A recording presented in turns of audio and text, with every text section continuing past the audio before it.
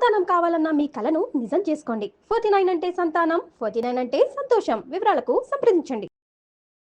నమస్తే అమ్మా. నమస్తే అమ్మా.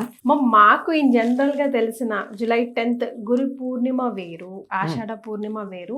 మీరు సెలబ్రేట్ చేసుకునే గురు పూర్ణిమలు వేరు, చాలా చాలా వేరు. సో ఆ వ్యత్యాసం తెలియాలి మాకు. ఈ రోజు అసలు మేము ఏం చేయాలో తెలియాలి. గురు పూర్ణిమ అంటే గురువుని పూజించుకోవాల్సినటువంటి రోజు. ఎందుకు అంటే కలియుగానికి అంతా కూడా గురుస్థానంలో ఉన్నటువంటి వాడు వ్యాస మహర్షి. ఈ రోజు ఆయన పుట్టినరోజా? కాదు, మరి చాలా మంది అలాగే అనుకుంటారు. ఆయన పేరు కృష్ణద్వైపాయనుడు. ఆయనని వ్యాసపీఠం మీద కూర్చోబెట్టిన రోజు. ఓకే. వ్యాసుడు లేక వ్యాసపీఠము అనేది ఒక మన ఈ రోజుల్లో చెప్తామే ప్రొఫెసర్, ప్రెసిడెంట్, ప్రైమ్ మినిస్టర్, అదొక పదవి. ఆ పదవికి పట్టం కట్టినటువంటి రోజు కృష్ణద్వైపాయనుడికి. ఆ పదవి పేరు వ్యాసుడు. వ్యాసుడు అంటే వ్యాసీకరించిన వాడు అని అర్థం. వ్యాసీకరించటం అంటే అనలైజ్ చేసి సిస్టమటైజ్ చేసి ఇవ్వడం వ్యాసీకరణం. ఎనాలిసిస్ అంటే వేదాలన్నీ రాసులు రాసులుగా ఉంటాయి.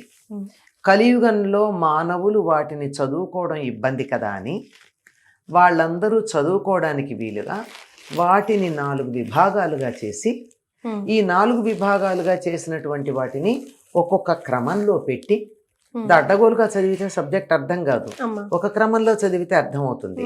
వాటన్నిటిని ఒక క్రమంలో పెట్టి, ఉదాహరణకి నదీ సూక్తం ఉంది. నదికి సంబంధించినటువంటి రుక్కులని దర్శించినటువంటి ఋషులు చాలా మంది ఉన్నారు కనుక వాటన్నిటిని ఒక చోట పెట్టి, అలా అగ్ని సూక్తాలు ఒక చోట చేర్చి, సుపర్ణ సూక్తం ఒక చోట చేర్చి, రుద్ర సూక్తం అన్ని ఒక చోట చేర్చి, ఇట్లా వీటన్నిటిని చాలా జాగ్రత్తగా పాడుకోవడానికి అనువుగా ఉన్నవన్నీ సామము, సామవేదము, దేవతాస్తుతి పరంగా ఉన్నవన్నీ ఋగ్వేదము, నిత్యనైమిత్తిక క్రియలకు సంబంధించినవన్నీ యజుర్వేదము, యజ్ఞం అంటారు దాన్ని.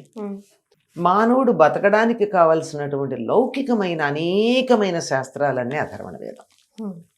ఈ అథర్వణ వేదంలోనే జ్యోతిర్వేదం, ఆయుర్వేదం, ధనుర్వేదం, సర్పవేదం, వృక్షవేదం ఇలాంటివన్నీ అందులో ఉంటాయి. ఇవన్నీ మనకి ఈ రోజున మనం ఈ ఒక్కదాన్నే పట్టుకుని పెద్ద సైన్స్ అనుకుంటున్నాం మనం. దానికి 3 రెట్లు ఇంకా ఉంటాయి. ఇలా ఈ 4 భాగాలుగా విభజించి, ఆ విభజించిన తర్వాత ఇవన్నీ చదువుకోవడానికి వీలు కాదని అందరికీ 4 శిష్యులకు 4 భాగాలప్ప చెప్పాడు. పైలుడు, వైశంపాయనుడు, సుమంతుడు, జైమిని, నలుగురికి 4 వేదాలప్ప చెప్పి మీరు లోకంలో వీటిని వ్యాప్తి చెయ్యండి అని చెప్పాడు. సరే, వాళ్ళు వాళ్ళ శిష్యులకు చెప్తూ మధ్యలో అందులో మళ్ళీ భాగాలు చేస్తున్నారు. అరే నువ్వు ఈ పార్టీ చెప్పరా, నువ్వు ఈ పార్టీ చెప్పరా అని. ఎందుకంటే రాను రాను మేధా సంపద తగ్గింది కదా, అందువల్ల. అయినా అర్థం చేసుకోలేని వాళ్ళు ఎవరైనా ఉంటే వాళ్ళ కోసం వేదంలో ఉన్నటువంటి వాటినే పురాణాలుగా చెప్పాడు. కథలు తీసుకుని నిరూపించుకుంటూ, ఇదిగో ఈ సత్యం ఇలా నిరూపించబడింది సుమా అని చెప్తూ, ఆ విధంగా 18 పురాణాలు, మహాపురాణమైనటువంటి మహాభాగవతం, తన సమకాలిక చరిత్ర ఇక్ష్వాకు పొరపాటు, తన సమకాలిక చరిత్ర కురుపాండవ చరిత్రని జయమన్న పేరుతో చెప్తారు, మనం దాన్ని మహాభారతం అంటాం. ఇలాంటివన్నీ చెప్పి వీటిలో ఉన్న సారం అంతా కలిపి బ్రహ్మసూత్రాలుగా చేసి ఇంత జ్ఞానాన్ని మనకు అందించినటువంటి వాడు ఎవరంటే వ్యాసుడు. గనక కలియుగాల్లో గురువెవరు? వ్యాసుడే. ఏం చదవాలన్నా మనకి ప్రారంభం ఎక్కడి నుంచి? అక్కడి నుంచే. అందుకే గురు ప్రార్థన చేసేప్పుడు ఏం చేస్తారండి? సదాశివ సమారంభాం వ్యాస శంకర మధ్యమాం అస్మదాచార్య పర్యంతాం వందే గురు పరంపరాం అంటారు. అమ్మో శివుడి పేరు మేము ఎత్తామన్న వాళ్ళు ఏమంటాం? నారాయణ సమారంభాం. అక్కడ కూడా వ్యాసుల వారి పేరు తప్పదు. ఎక్కడున్న వ్యాసుడు కలియుగంలో అందరికీ కూడా జ్ఞానం కావాలి అంటే ఆయన దగ్గరికి వెడితే తప్ప దొరకదు, వ్యాసుడి దగ్గర తప్ప. నువ్వు ఏది తీసుకో వ్యాస ప్రోక్తం అవుతుంది. అందువల్ల గురుస్థానంలో ఉన్నాడు. ఆ గురుస్థానంలో ఆయన కూర్చోబెట్టి పట్టాభిషేకం చేసినటువంటి రోజు, అంటే ఆ పదవిని ఇచ్చిన రోజు, పట్టాభిషేకం అంటే వేరే కాదు, ఆ పదవిలో కూర్చోబెట్టినటువంటి రోజు గనక దాన్ని వ్యాస పూర్ణిమ అంటారు. కృష్ణద్వైపాయనుడు వ్యాసుడుగా పదవిని స్వీకరించిన రోజు వ్యాస పూర్ణిమ. అందుకని ఈరోజు అందరూ ఇవాళ వ్యాసుడు మనకి లేడు. జ్ఞానం కావాలంటే గురువు దగ్గర నుంచి సముపార్జించుకోవాలి గనక వ్యాసుడుగా భావించి తన గురువుని పూజించేటటువంటి రోజు వ్యాస పూర్ణిమ. కానీ ఎందుకు అమ్మ వారి ఆలయాలు కానీ విగ్రహం కానీ ఎక్కడ లేవు ఎక్కువ శాతం? మనం ఉండాలి కదా. దైవానికి మాత్రమే ఆలయాలు కట్టాం, వీళ్ళందరికీ కట్టాం. ఉచిత మనుషులకి ఉన్నాయి కదమ్మా. మన ఇష్టం కట్టుకుంటున్నాం, అవసరమా? ఆగమశాస్త్రాల్లో గుళ్ళు కట్టడం కానీ ఆ గుడికి ఓ పద్ధతి కానీ ఈ రకంగా ఉండి తీరాలని కానీ ఆగమశాస్త్రంలో ఏం చెప్పలేదు. ఆగమశాస్త్రాల్లో వీళ్ళకెవరికి గుడి లేదు. అగ్నికి గుడి ఉందా? వరుణుడికి గుడి ఉందా? వాయువుకి గుడి ఉందా? వీళ్ళెవ్వరికీ గుళ్ళు లేవుగా. ఉన్నదల్లా మనం దైవములో అని చెప్పే పాంచరాత్రాగమం కానీ వైష్ణవాగమం కానీ వైఖానసాగమం కానీ శైవాగమం కానీ వీళ్ళు దేనికి చెప్తే వారికే దేవాలయాలు ఉన్నాయి, ఆగమశాస్త్రాలు చెప్పినట్టు. మిగిలినటువంటి వాళ్ళకి లేవు. ఎక్కడన్నా మనం శంకరాచార్యుల వారికి కూడా కట్టుకుంటే మందిరమే తప్ప అది గుడేని అనంగా మన ఇష్టం మందిరాలు కట్టుకోవచ్చు. ఇప్పుడు మరి ఈ రోజు గురు పూర్ణిమ రోజు మనం అందరం మేమంతా ముఖ్యంగా ఖచ్చితంగా చేయాల్సిన పనులు ఏమిటి? మీ గురువు ఎవరో వారిని తలుచుకోండి. వారిని ఎవరి రూపంగా తలుచుకోవాలి? వ్యాసుడి స్వరూపంగా భావించండి. వ్యాసుడిని మనం చూడలేం గనక నాకు తెలిసిన నా గురువే వ్యాసు అని చెప్పి వారికి మీరు చేయగలిగినటువంటి సేవలు చేసుకోండి. ఓ పండిస్తారా, తీసుకెళ్ళి వాళ్ళకి నమస్కారం చేసి తాంబూలంలో పెట్టి ఓ పండు ఇచ్చి వాళ్ళకి నమస్కారం చేసుకుంటండి. వారి ఆశీర్వచనం పొందండి, వారికి నమస్కారం చెయ్యండి, వారి పాదాలకు నమస్కారం చేయండి. అక్కడ వ్యాసుడికి కూడా ఏం చెప్తాం? వ్యాసాయ వ్యాసరూపాయ విష్ణవే నమో వై బ్రహ్మనిధయే వాసిష్ఠాయ నమో నమః అని కదా పెడతాం.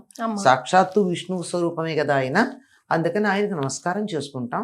ఆయన రూపంగా మన గురువుని నమస్కారం చేసుకుంటాం. గురువులని పూజించుకునేటటువంటి రోజు.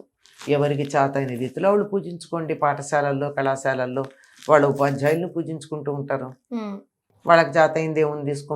పాఠశాలల్లో వెళ్ళి గురువు గారికి ఒక పువ్వు ఇస్తారు, ఓ కలం ఇస్తారు. పిల్లలు అంతకన్నా ఇంకేమిస్తారు? అదే చాలా గొప్ప తెలుసా. కానీ మనం ఇదంతా టీచర్స్ డేకి చేస్తూ ఉంటాం. టీచర్స్ డే కూడా చేయొచ్చు. అంటే ఆధునిక కాలంలో ఈ రోజుని ఉపాధ్యాయులకు కేటాయించాను. అది ఉపాధ్యాయులు మాత్రమే, గురువులు కాదు. ఉపాధ్యాయులు అంటే దగ్గర కూర్చోబెట్టి చదివించేవాళ్ళు, గురువులు అంటే మార్గనిర్దేశనం చేసేవాళ్ళు. నువ్వు జీవితంలో ఎలా వెళ్ళాలో ఎలా ఉండాలో చెప్తూ ఇటు వెళ్ళు, ఊర్ధ్వలోకాలకు వెళతావు, మోక్షాన్ని పొందుతావు అనేటటువంటి జ్ఞానాన్ని ఇచ్చేవాళ్ళు గురువులు. ఉపాధ్యాయుడు అంటే పక్క నుండి దరిదాపుల్లో ట్యూటర్ లాంటి వాడు, కూర్చోబెట్టి చదివిస్తాడు, పాఠాలు చెప్తారు, తప్పేం లేదు. ఎవరైనా సరే వాళ్ళల్లో కూడా గురువు ఉన్నాడు, లేడని ఎలా అన్నాడు? ఇవాళ అక్షరాలు దిద్దించిన ఉపాధ్యాయుడు లేకపోతే నువ్వు తర్వాత పుస్తకాలు ఎలా చదువుతావు? కనుక నీకు అక్షరాలు దిద్దించినటువంటి 10th క్లాస్ పాస్ అయిన ఉపాధ్యాయుడి దగ్గర నుంచి 100 డాక్టరేట్లు ఉన్నటువంటి ప్రొఫెసర్ దాకా అందరూ ఉపాధ్యాయుల కిందే లెక్క. నీకు మంత్రోపదేశం చేసి నీ జీవితాన్ని మార్చి నిన్ను ఉన్నతమైన మార్గం వైపుకి మళ్ళించిన వాడు గురువు. ఇలాగే చెప్పారే తప్ప ఇప్పటివరకు మీ విశ్లేషణలో దత్తాత్రేయ ఆలయానికి వెళ్ళి రండి, సాయిబాబా వారి ఆలయాల్లో పాలాభిషేకం చేసి రండి మాత్రం చెప్పలా.